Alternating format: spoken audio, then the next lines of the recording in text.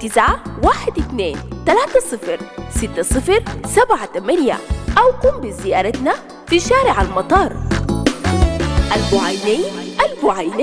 البعينين في خدمتك. لا تضيع الفرصة، الكميات محدودة. Looking for the perfect radio partner? iRadio is your answer. Why choose iRadio? Here are the 5 compelling reasons. Trust and reach. iRadio stands as the most trusted and popular radio station in South Sudan. Backed by recent surveys with a loyal listener base, your message will reach a wide audience effectively. Extensive network. iRadio is not just a radio station. It's a network of interconnected stations. When you partner with iRadio, we'll broadcast your program across multiple locations such as Wow, Awil, Kwajok, Yambio, Bor, Rang, Malakal, and Balad, ensuring maximum coverage and impact. Regional presence. iRadio footprint extends to the states of Western and Northern Bahr el Ghazal, Western and Central Equatoria, Jonglei, Upper Nile, and Warab. By collaborating with iRadio, you can connect with diverse communities and target audiences in these regions. Community engagement. Partnering with iRadio means engaging with communities at a grassroots levels. Your message will resonate with listeners in various locations, fostering meaningful interaction. Live from Juba, on air and online. This is iRadio News.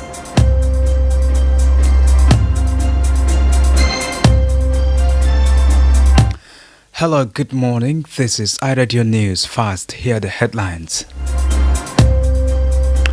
Human Rights Watch is calling on the government to ensure due process for first Vice President Riek Machar and other opposition members facing serious charges.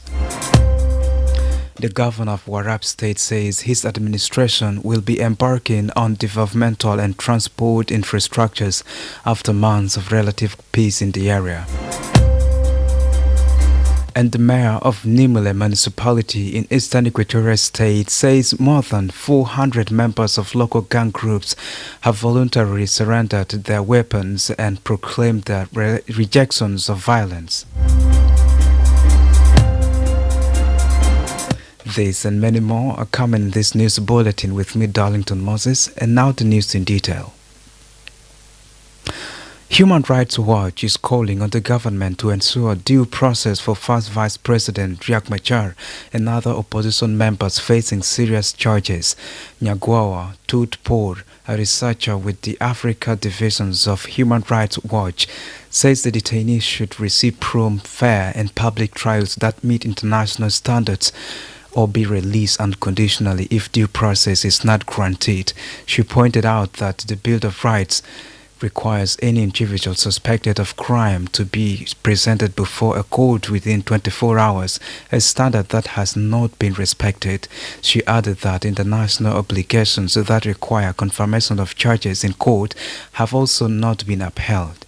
Nyagawa also says detainees are being held in harsh conditions under the National Security Service with their freedoms of movement confined without legal basis. The rights group urged the government to allow detainees unrestricted and private access to their legal representatives. Machar was placed under house arrest on March 26, 2025 following arrest of at least 2,000 political and military members of his party, the Sudan's People Liberation Movement in opposition, a move led by the National Security Service and military intelligence. On September 11th, the Minister of Justice announced that 21 individuals, including Machar, were charged with serious crimes such as a murder, treason, and crimes against humanity. Machar's house arrest followed weeks of violence between government forces and armed youth, known as the White Army in Nasir, Upper Nile State, Machar's stronghold. The governor of Warab State says his administration will be embarking on developmental and transport infrastructures after months of relative peace in the area. In a statement issued yesterday, Governor Bolwek Agoth said infrastructure development will be focus of his administration. Agoth made the remark in a statement following a meeting with the National Minister of Transport, Dr. Lama Cole, in Juba yesterday. According to the governor's press unit, the meeting aimed at pursuing the development of vital transportation infrastructures in the state. This includes the completion of Kwajok Airstrip and the proposed Akon International Airport. Agoth stated that investment in airports will open up the state to trade opportunities and generate employment for youth, leading reductions in poverty. He was appointed governor in June following weeks of intercommunal violence in the state.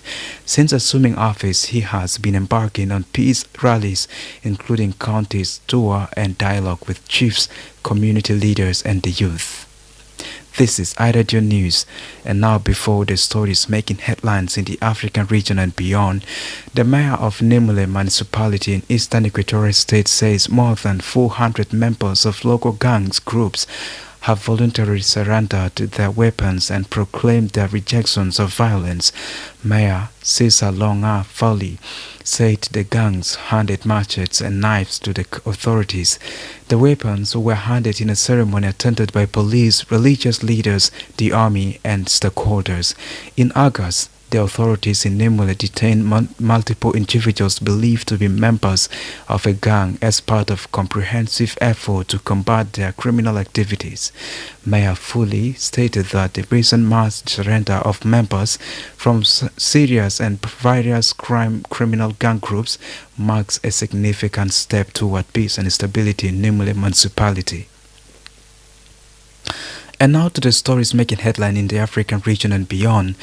People in parts of Angolan capital Luanda are still afraid to talk openly about what happened in July when protests brought about the city to a standstill and disturbances rocketed by provinces too. What began as a call among taxi drivers to come out against the jam in the price of fuel turned violent after 3 days, with at least 30 people losing their lives and thousands subsequently arrested. Roads were blocked with burning tires, shops were looted, and clashes erupted between demonstrators and police. It was one of the most significant waves of protest since the end of civil war in the country in 2002. In the run-up to oil-rich Angola marking 50 years of independence from Portugal, on 11th November, the demonstrations highlighted continuing concerns about poverty and inequality. In neighborhoods where the demonstrations were strongest, few people are willing to speak openly, worried about reprisals or prosecutions in light of the numerous arrests during and after the protest. This is iRadio News. And finally, the man accused of fatally shooting Charles Kirk confessed to killing the right-wing activist in a message to his roommate, prosecutors have alleged, as they announced 7 charges against him. Tyler Robinson, 22, left a note under a keyboard for his roommate to discover, said Utah County Attorney Jeffrey Gray. He added that the roommate was the defendant's romantic partner. According to Mr. Gray, the note said, "I had the opportunity to take out Charles Kirk and I'm going to take it." The prosecutor also shared text messages between the roommates, including one in which the defendant allegedly said he shot Kirk because he had an enough opportunity to hatred. This is iRadio News, and now to end this bulletin, let's have the recaps on the top stories once again.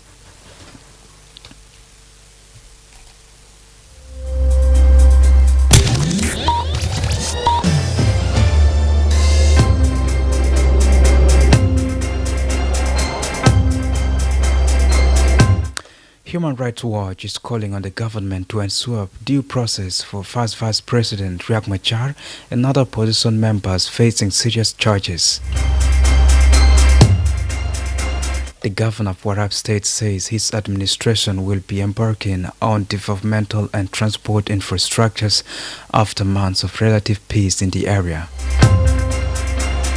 And the mayor of Nimule municipality in eastern Equatorial State says more than 400 members of local gang groups have voluntarily surrendered their weapons and proclaimed their rejections of violence.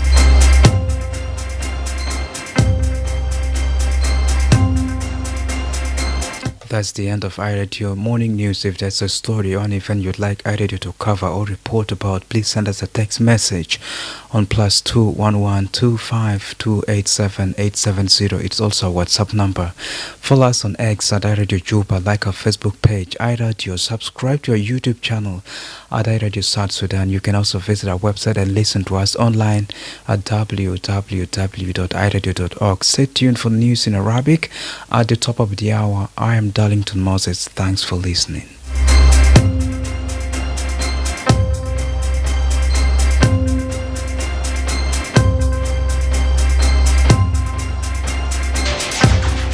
تفتش على راديو مثالي؟ آي راديو هو جوابك. ليه تختار آي راديو؟ في 5 الأسباب المغنادل. الثقة والوصول. بيعتبر آي راديو المحطة الإذاعية الأكثر ثقة وشعبية في جنوب السودان، مدعومة بالاستطلاعات الأخيرة مع قاعدة مستمعين مخلصين. حتصل رسالتك إلى جمهور واسع بشكل فعال. شبكة واسعة النطاق. آي راديو ليست مجرد محطة إذاعية، إنها شبكة من المحطات المترابطة.